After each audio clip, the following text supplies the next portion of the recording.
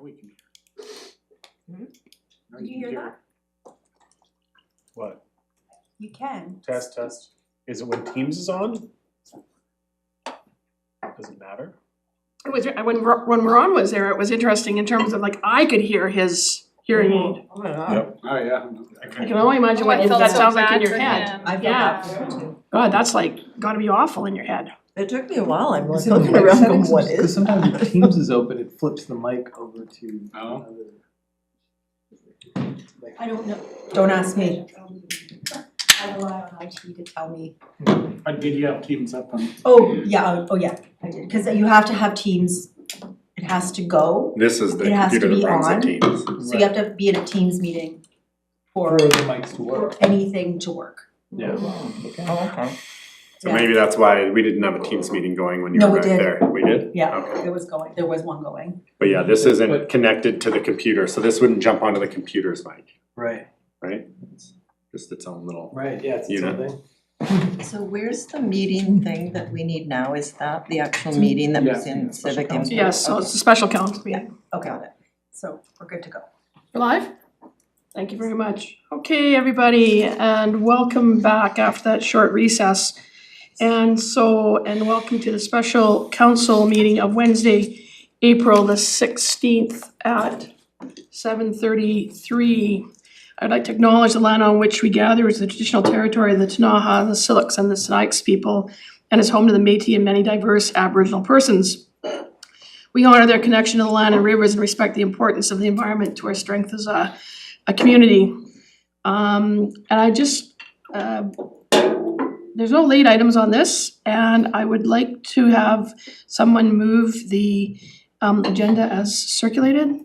Moved by Councillor Woodward, seconded by Councillor Lockenberg. All those in favor, and that carries. And I just need to go on the record that a petition was left by a member of the audience.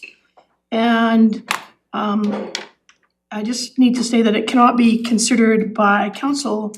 Community Charter Section 82 clearly states that the Community Charter states that a petition to a council is deemed to be presented to council when it is filed with the corporate officer. And secondly, a petition to council must include the full name and residential address of each petitioner. So this information that was left will be destroyed. So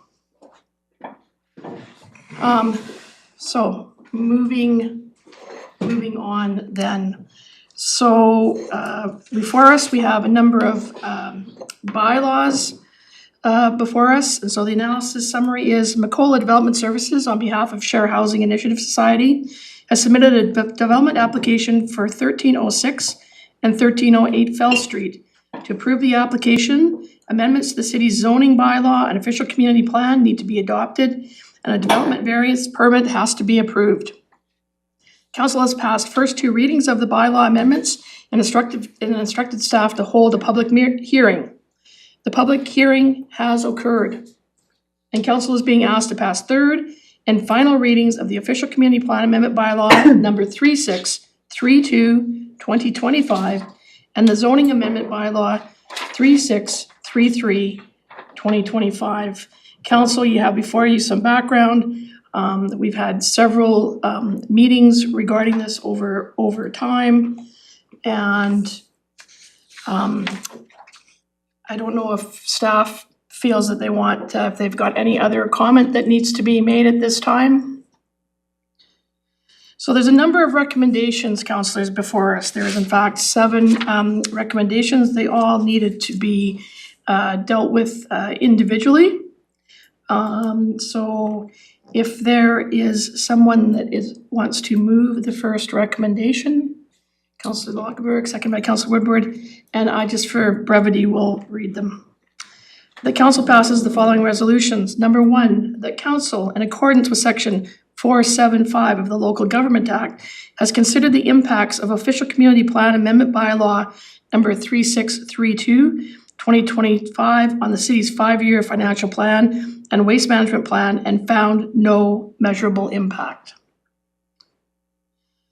So councillors, any concerns, comments, questions? Seeing none, all in favor? And that passes. Recommendation number 2, is there a mover? Councillor Woodward, is there a seconder? Councillor Payne. Number 2, that the official community plan bylaw number 3632/2025 has been referred to BC Transit, Nelson Fire, Nelson Hydro, Interior Health, Public Works and Engineering, and School Board number 8, Kootenay Lake. And has considered whether additional persons, organizations, and authorities are required to be consulted, including additional federal and provincial agencies and First Nations, and is satisfied that the appropriate persons, organizations, and authorities have been identified and consulted in advance of the public hearing. Any questions or concerns? Councillor Payne. I just have a question. So are these, I know information went out to them, but are these entities invited to the public hearing as well? They're like notified and invited, or are they just with the, just curious of procedure?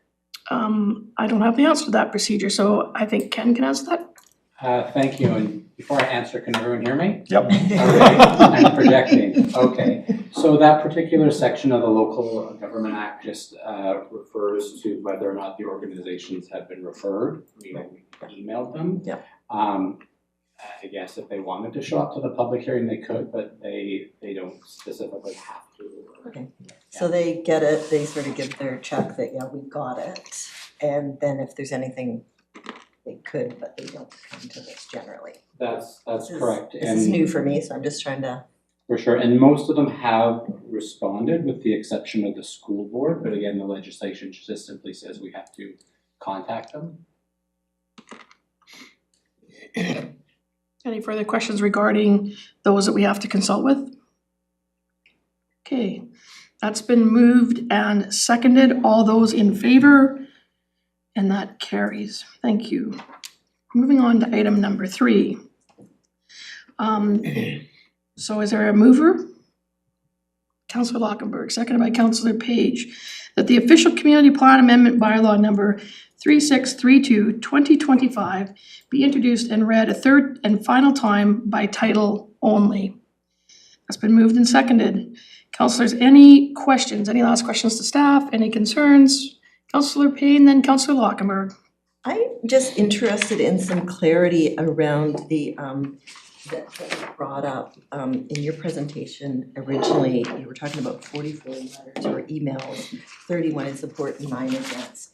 But some of the presenters felt that, how could that have, would it been a time frame within which the emails came, or help me understand just so we're clear about that, so we make sure that everyone feels heard around their communication. So the 44 emails, letters that were received are within, for the most part, the statutory notice period, which officially runs from March 24th until yesterday.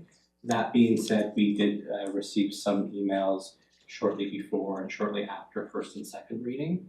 So we did include those when they specifically stated reference to the public hearing, or that they wanted council to have a copy of that letter or that email. Okay, and those communications, would they be available for the public to review? Is that part of the process, or I think the issue that we would have is sort of a PIPA thing?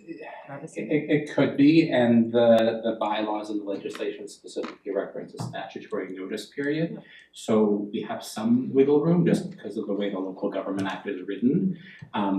We would be cautious to include, for example, letters that were received before we even received the development application or shortly after we received it, just simply because we don't have any legal obligations until we actually receive an application. Okay, thank you. I just wanted to understand that a little better. The letters are included in the package as well? For the most part, the Oh, okay, letters except are. Yeah, we have letters. Those are all the letters. Yeah, those are all the letters during the, basically, we'll say basically from first and second reading. There's a couple that are from prior to that, that specifically reference the public hearing or. Perfect. It's So probably- everything that was included in our package, which Yeah. is available online, that anyone could go to the public hearing in that package would be there for them to peruse and see what was received and counted in those totals. That's what I want to be clear on. And just one other point as well, I did reference 4 letters that were received after the deadline, which was yesterday at 4:30. And I had a quick look, I didn't read them all in depth, I just kind of skimmed, but there was 1 letter in support and 3 not in support. So they may also fall into that category too. And I think it's worth noting as well, how it was posted, the instructions for where to submit your letters were to a given email. So we didn't go through a process of checking everybody in the city to say, have you received anything from anyone on this file? It had to go to the email address that was advertised in the listing in all the documents. So that also could be it. Somebody might have sent something in to someone else in the city that would not have been aggregated under that. But if they could have brought an actual letter to development services, and that would have been included. They could, and actually maybe to more fulsomely answer the question as well, as there was a number of situations where one individual forwarded emails from other individuals, but we never actually received confirmation that the original writer consented to that being sent to the city. So in that circumstance, because we didn't have that consent from the original writer, we didn't include those either. Okay, great, thank you. Any other question? Oh, sorry, Councillor Lockwood, sorry. So for the sake, this isn't a question, it's more a comment. For the sake of the public to explain my vote, not necessarily to convince anybody, but so today we heard quite a bit of opposition from the community, and I'd like to express to the community, I hear the neighborhood, I hear that this is going to be a challenge for you. I think we all do. And one of the things that we heard from pretty much everybody is that we need affordable housing in Nelson. Everybody acknowledged that fact. I think in a broader context, Canada is, like most of the developed world, is going through a demographic cliff. The population, we now have more seniors than we do have young people under 15, and the solution to that is immigration. I mean, it's the one thing lever we have to control, and we've seen federal policy increase immigration. And even if immigration held static today, we already have a massive nationwide housing shortage. That nationwide housing shortage is expected to continue. In our own needs assessment, what we heard tonight was, at best, this development will accommodate maybe 15 to 20%, if I got that right, of the housing need. So the argument that we all agree we need housing, just not in this location, we should do it in other locations, the answer to that is, yes, those other locations are going to get housing as well. So it's not a this place, this spot, or that spot, it's this spot and that spot. Now it's just about order of things. And so the second argument I heard tonight and have heard over the number of months is we're being led by the timeline, or we're being led by the urgency of meeting this funding window from BC Housing, CMHC. My response to that is yes, we are, and we often are, we generally are. You have to move when the policy and the funding is available. And so while this is a 20-year or generational effect that we're contemplating for that neighborhood, the truth is we have to move when the opportunity presents itself. And it seems like this opportunity is presenting itself now. We have no idea if it's not going to arise again. And even if it does, we're going to have to seize that opportunity as well. So again, I really feel for the people in the neighborhood, but the community has expressed clearly, unequivocally, that the top priority we face in Nelson is the lack of affordable housing. This is a really strong step towards addressing that need. And while it's going to change the character of that neighborhood, the truth is all of these housing projects are going to have an impact on the neighborhoods in which they happen. That's the reality that we're facing. And so we've done a lot of work, I think, as a council, as staff, to listen and address those concerns when they've been raised. We've even come up with potential solutions and really try to work those through.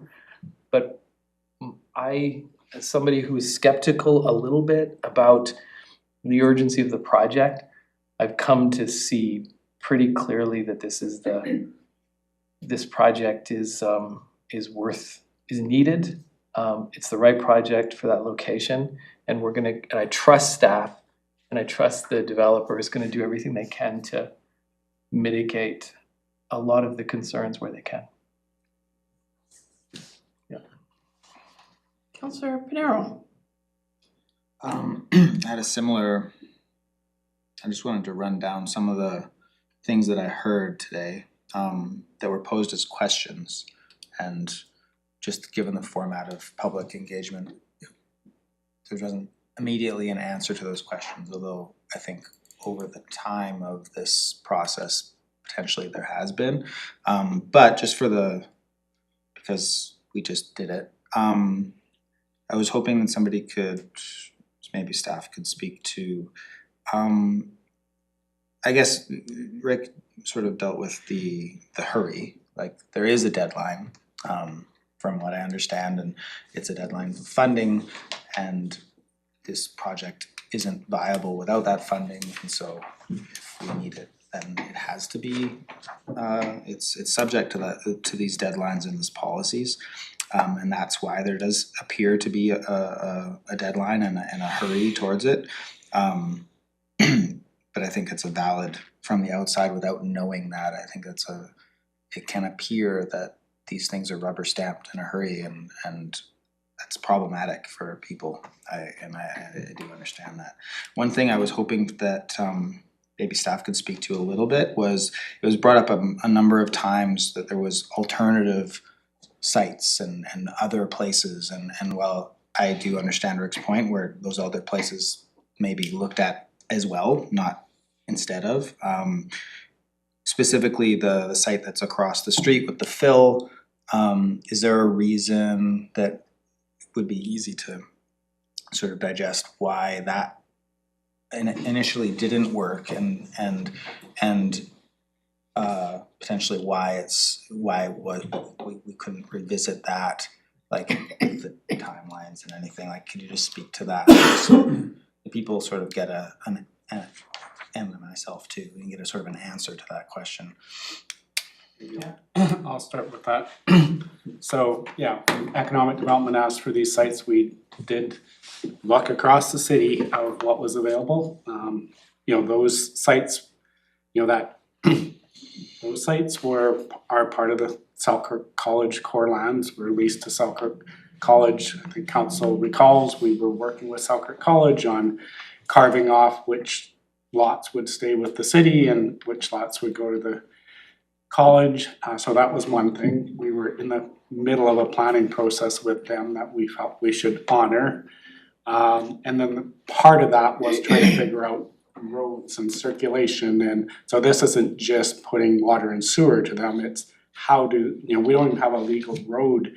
We go through Selkirk College lands, so we don't even have a legal road there, so all those things made it, we just were not in a position for that lot. And that, there's much more potential development, as you recall, we identified a number of buildings potentially on that area, and it makes sense to have good planning around that. What does that look like? What is the density?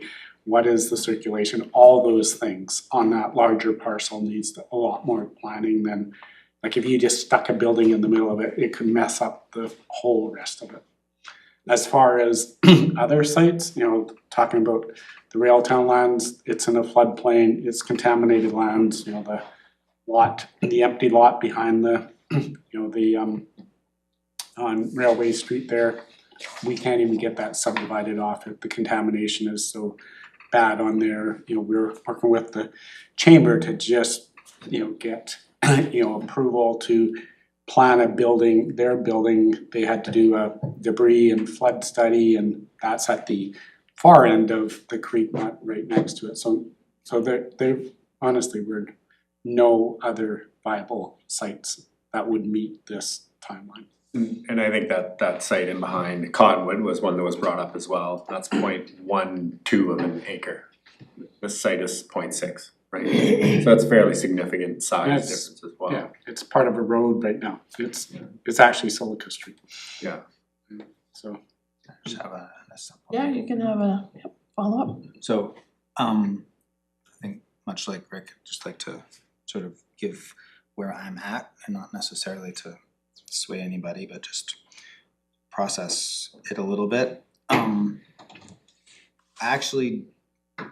I hear all of these arguments. I think they're all quite good in their own way, and I understand their perspectives of them. I think I'm one of the people that maybe thinks that, building isn't potentially necessary if we just used the buildings that we had in a more wholesome and constructive way. Like, we can build as many apartments as we want, and if they just get bought for vacation homes and short-term rentals, it doesn't help our vacancy rate whatsoever.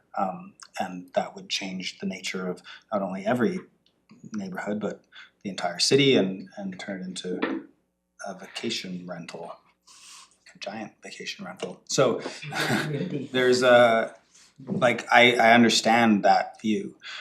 I think what I'm also understanding, and what I also feel strongly about, is that housing isn't just housing. And so when you build these apartment blocks or condos or whatever, and they do get bought for that purpose as investments, or as temporary homes for people, or as vacation rentals, that fills certain people's needs. It doesn't fill our needs as a community for a stable and affordable place for people to live. And I think there was lots of really moving stories from people about how they got here and how they continue to be here, like, sort of against all odds. And I've lived here since 1995. I moved here when I was 15 years old. I rented a house, which is ridiculous. They shouldn't rent a house to a 15-year-old. It's a super bad idea. But at the time, landlords were desperate, so they rented to me, and I was so thankful for that. That doesn't exist anymore. That's impossible. And I see the changing of the town, and I see that the need for I'm a business owner. I'm a contributing member of the community. I live in a basement the size of half of this room with my teenage daughter and my wife, and it's underneath my father's house, and he rents it to me really cheap, and I'm a divorce and a bad month at the gym away from losing that too. It's I heard a couple of people sort of echo that sentiment, where it's like the precariousness of life in this idyllic place that we like to think that we live in. It's a bit frightening, like, I'm not at the margins of society, and yet it very well could be at any moment. And so this type of housing and this particular project, I feel like we're not talking about housing as a gigantic big a big general thing. We're talking about specific housing that meets a specific need that we actually do need, and housing that isn't susceptible to all of those sort of hiccups along the way that can turn something that's very well-meaning and coming from the right place into something that doesn't help us at all, which is what I've seen so many times before with some of these other developments that have been put forward and have been approved for all the right reasons, and yet the realities of the marketplace or greed or need or whatever it is that happens turns it into something that doesn't help, right? And I think this has the ability to help. I think there's it's as sure, it's almost a sure thing as there exists, is just the parameters of this particular project meet the need that we have. And so I think in favor of this, and I hope that and I'm in favor of it while understanding all of the concerns that have been brought forward. I don't, to Councilor Lockenberg's point, I don't see it as just this place. I see it as probably other places as well, and I see it as this particular type of housing. I don't want more condos. I don't want vacation homes. I don't want that. I want a place for people to live and work here, because I think our community is changing and is suffering and is in danger of being lost. So I see this as a solution, not a eventually. It will take some adaptation, and it'll definitely be hard to deal with, and change is always hard to deal with, and I don't discount that at all. But I see it as a good step in the right direction. Done. Thank you, Councillor Payne. Councillor Payne. I just want to Wait, mention. no, sorry. Councillor The other Page. one. Page is next, Oh, sorry. I thought you said, did she say? She that? said I did say you because you know I had written down his name and I was listening so intently to Jesse to Councillor Panero that I, Maybe we should just sit together, she could just point. yeah, at this point, You have like chairs that turn. Yeah, sorry, Councillor over to you. Page, then Payne, sorry. I also heard a lot of conversations that were about striking the right balance, and I think we've contemplated this as a 4-story, we've contemplated this at other locations. We provided the proponent and our economic development with different opportunities, different options. They've evaluated those from those lenses and brought the project that we have before us here today. Really good points from all the other councillors, and so I won't repeat those.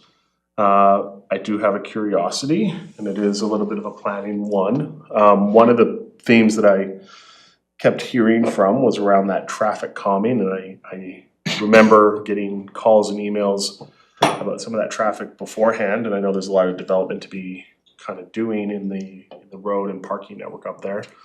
And so I am curious, beyond just the immediate block or two near the building, are we contemplating, or can we be contemplating some additional calming practices, some bulb outs, some narrowing of the streets on Gordon, some additional parking, some adding of sidewalks, just to really strengthen the links to that area. There is other development that will eventually be contemplated, but things to bring people around the corner a little bit better, to not make it as attractive to be coming off 10th and diving down Gordon. The same thing is true over by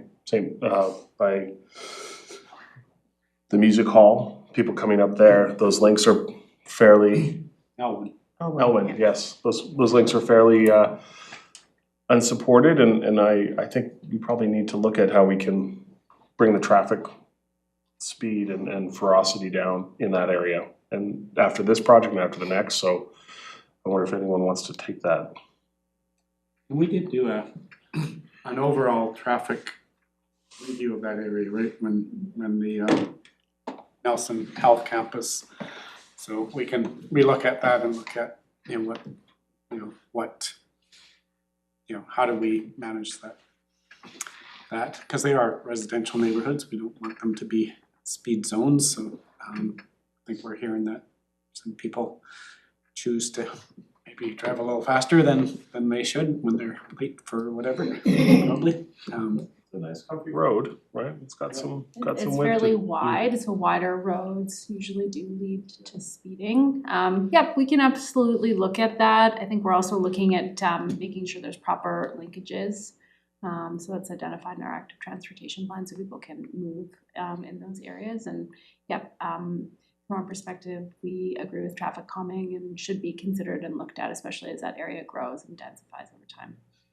Okay, and then I'd also written down, I've heard it elsewhere at other projects that we've done around affordable housing, and it was the smoking piece, and I'm not sure if I saw if there was a spot within that parking area for an outdoor, or if that was gonna be on the patio, or if that's even just gonna be left as an operational thing once the building's constructed, but I know I've seen other complaints over in Hall Street about the smoking that goes on there adjacent to the NDCC. Not elevating it to the point of let's go fix it, but I just want us understand if we have some thought about what would happen there with a outdoor smoking area. Yeah, so I think as council is aware, you know, if you move forward with these amendments tonight, the next step is the development permit. Where we look at things like landscaping and the sort of exterior look of the building, so that's definitely something that we could work with Macola on to see what the best place to locate that is. Yeah, so then my direction obviously is keep it away from the neighbors. Yep, traffic and those are the key themes. No, Councillor Payne. I'm just gonna jump onto the traffic Riff, thing. you're gonna riff. No, I'm not Riff is gonna the riff. word. No riffing. Not in No this riffing. lifetime. No riffing. Everybody just feel free. I'm just gonna move forward. Thank you so much. I looked it up. I'm still trying to figure out. I know what it means, but can't use a word I'm not living in. Nelson Next does recommend a 30-kilometer citywide speed limit. So that may be one way to achieve two objectives. We, maybe especially in residential areas, we can start with 30 kilometers an hour as a speed limit. That's one thought, just bringing up from the traffic.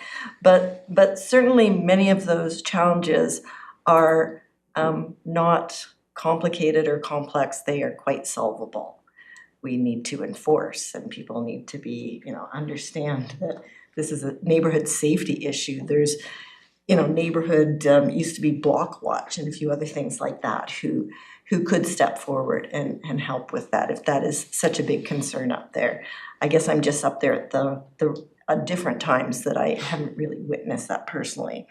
The other thing I want to say about the timeline is there's certainly financial components of this, but there's a very real human component. We have people who need to be living in these buildings. So I don't know, personally, I'm not pushing a project through that I don't fully believe in just because there's the opportunity. I am solidly advocating for any opportunity for the multiple people who are living too many in one unit. Or, there's just too many situations, we heard from some of them tonight, where they're not living in safe and appropriate places.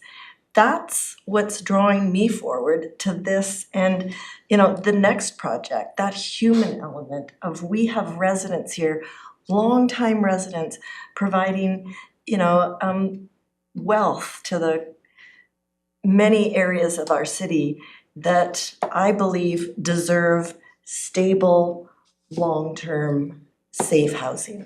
And that's the timeline for me. That's the urgency around this. It's a housing crisis. It's not something that it would be nice to fix when we get around to it. To me, a crisis gives us the impetus to act. So that's the timeline for me. Councillor Tate. Thanks.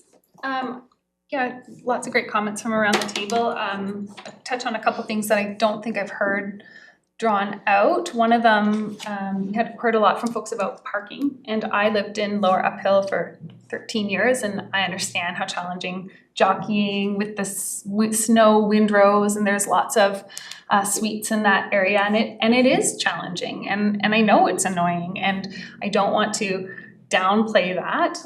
Eventually the solutions are, building off-street parking out of your alleys or reducing the number of cars per household and these sorts of things. And we'll get there. And I agree, it is a challenge in a growing city. And to riff off my own thought there are cities that are not growing. There are municipalities that the local government is trying to incentivize young people to move there. They're trying to incentivize people to come so that their seniors can age in place and so that their schools have enough children in them to maintain the appropriate amount of funding. And Nelson is a wicked little city that is growing, and that's true, and it's okay, and it's change. It's change.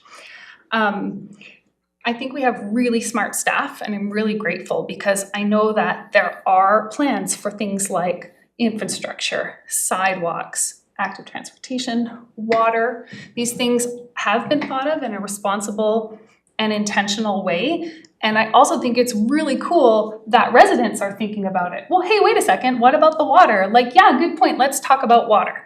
Hey, wait a second, what about all these cars that come ripping up Elwyn? Yeah, actually, let's talk about that. How can we, as a neighborhood, start talking about slowing these cars down?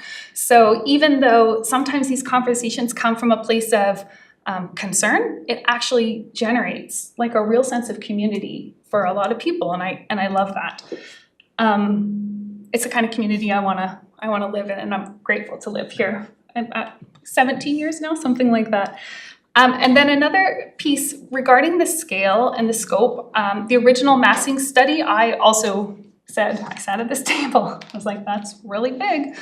And I appreciate the changes that have been made and the stacking aspect of the design, and that 2 of the variances are to move the building away from the adjacent properties. So I thought that that was responsive to the community, and I really appreciate that. And further, with regards to the scale, we really have 2 options. We can go up or we can go out. And you can see communities that grow in a sprawling way, and we could have more developments like Kai Road. That is a possibility. That is one way to build out your city. And I think that we have this super cool compact city that people love. And I would prefer to have less cars because we have houses that are within the city, as opposed to building out and then increasing all of that traffic, because that increases traffic too. So this kind of development allows some folks to choose to be less traffic. Not everybody will, and that's okay, but it gives that option. Otherwise, you don't have that option if we're sprawling outward. So I hear the challenge with the parking and the traffic, but I think that this is the responsible way to try to manage parking and traffic. I'm supporting this project. I'm supporting this project also for the human aspect, and because I've got kids and I work at the college and I see the young people out in trying to take those first steps, and it is really tough out there. We have a dearth of like federally funded buildings for decades, right? Decades. And you can kind of look at, like, I grew up in Whitehorse, and you can see the neighborhoods that were built in the 80s, and I think GM brought this up in one of our conversations. And we kind of bust and boom in this kind of building, and you can see the neighborhoods that were built in the 60s and the 90s and these sorts of things. And if we have an opportunity now for a little bit of a boom, I think it's a good idea in our thriving city. So I support this. Thank you. Okay, so we are on recommendation number 3. Yep. I'm gonna read it again because it's been a long time since it's been moved and seconded. I'm just gonna read it again. The official community plan amendment bylaw number 3632 2025 be introduced and read a third and final time by title only. Seeing no specific questions regarding the amendment to the OCP, all those in favor? And that carries. Thank you, councillors. Moving on to item number 4, moved by Councillor Woodward. Is there a seconder? Councillor Page. Number 4 is that the zoning amendment bylaw number 3633 2025 be read a third and final time by title only. Any concerns or comments around the zoning amendment? Remember, we're going from institutional to R4. Anyways, there we go. Okay, I see no hands up. All those in favor? And that carries. Item number 5, is there a mover? Moved by Councillor Payne, seconded by Councillor Tate, that the official community plan amendment bylaw number 3632 2025 be finally adopted. Last chance, councillors, for any comments, questions, concerns? Seeing none, all those in favor, and that carries. Moving on to item 6, is there a mover? Councillor Lockenberg, seconded by Councillor Tate, that the zoning amendment bylaw number 3633 2025 be finally adopted. On the zoning, any further questions? Seeing none, all those in favor? And that carries. And the last big one regarding the variances, is there a mover? Councillor Woodward, seconded. Councillor Payne. The application for a development variance permit be approved to vary the requirements of zoning bylaw 3199/2013 on the following properties collectively known as lots B and C, District Lot 97, Kootenai District Plan 2855, 1306 and 1308 Fell Street, Nelson, as follows. Zoning bylaw number 3199/2013, section 4.48, to reduce the minimum front yard setback from 4.5 to 3 meters, to reduce the minimum exterior side yard setback from 4.5 meters to 3 meters, and to increase the maximum height from 13 meters to 18 meters. That's been moved and seconded. Concerns, questions, comments to staff regarding the variances? Councillor Woodward. Thank you, Mayor. I just want to actually at this point, I know it's the last section here, is to thank staff for the work that it took to move this project along. I know it's been incredibly complicated. So I just want to thank you for keeping your eye on the prize. And I would just say, I feel like these developments in a town like ours, which is very expensive to be in, I find them to be, we're very lucky to be able to achieve these kind of very large scale housing projects that can actually put roofs over people's heads for an affordable price. As Councilor Pinero said, I remember clearly in the late 90s, early 2000s being here, and the choices for rental was all kinds, and that you could work a small job and maybe be an artist and or a musician, a poet, and still live here. And like those days are gone, and we live in a very complex, expensive town. And so I just feel grateful that these opportunities and the social sector groups that bring these opportunities forward can actually happen in our town. And I think of the people that will get a house and how totally grateful and amazing it must be for people to actually get that. And just one more thing, as I've talked to people too who have gotten some of these apartments, and for some of them, they're in their 40s or 50s or 60s, and it might be the first time they've ever had a clean, new apartment in their life. And the gratitude is incredible. So, thank you. Any further comments or questions to staff? Seeing none, then all those in favor of resolution number 7, and that carries. Thank you very much, Council. I too want to take this opportunity to thank Council and staff. You guys have done a great job in development services, and to Makola and the team. I also do want to recognize that we had a very a good crowd in here tonight. They were very respectful. I appreciate that 26 people felt comfortable enough. It's always intimidating when you come and you've got the 7 of us here and staff, and to speak and know that your comments are going to be recorded. I appreciate those 26 people that took the opportunity to come up and share their concerns and their visions around housing in our community. So, as we always like to say here, it takes a team, and it does take a community. And so I think we need to just continue to work together to make this project as successful as possible.